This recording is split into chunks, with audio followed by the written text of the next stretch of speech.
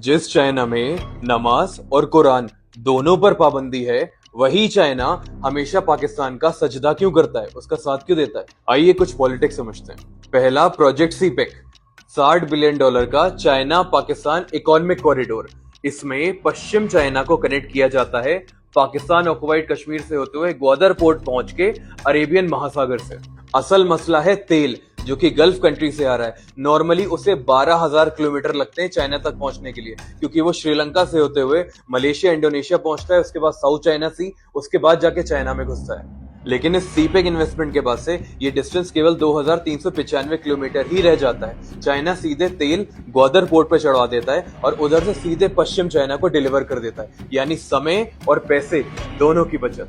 दूसरा, चाइना जो उइगुर मुसलमानों पे जुल्म ढहा रहा है, उसमें पाकिस्तान की चुप्पी। चाइना उनकी मस्जिदें तोड़वा देता है, उनकी कुरान जलवा देता है, उनके रोजे रखने पर भी पाबंदी लगा देता है। इसके बावजूद एक मुस्लिम मेजोरिटी पाकिस्तान उस पर बिल्कुल शांत है। ये अंतर्राष्ट्रीय निंदा को दरकिनार करता है। तीसरा, पाकिस्तान पर डाली जा रही डेट ट्रैप पॉलिसी, यानी कि उधार का जाल, जैसे कि उसने श्रीलंका के साथ किया। श्रीलंका को इतना पैसा दे दिया चाइना ने जितना वो कभी लौटा नहीं सकता था, और जब वो नहीं लौटा पाया तो बदले में उसका हम्बनटोटा पोर्ट को कैप्चर कर लिया।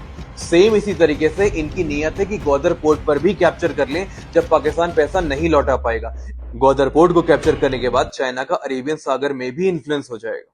चौथा, यूनाइटेड नेशंस और ओआईसी जैसे मंच पर पाकिस्तान हमेशा चाइना को सपोर्ट करता है जब उसे पूरी दुनिया क्रिटिसाइज कर रही होती है। और एक और सबसे बड़ा रीजन पाकिस्तान को सपोर्ट करने का है कि वो भारत को रोजाना व्यस्त रखता है। इसी तरीके की स्ट्रेटेजी को समझने के लिए देखते रहिए संस्कार पीठ। यहाँ राजनीति मिलती है धर्म के संस्कार से। जय हिंद, जय सनातन, जय संस्कार पीठ।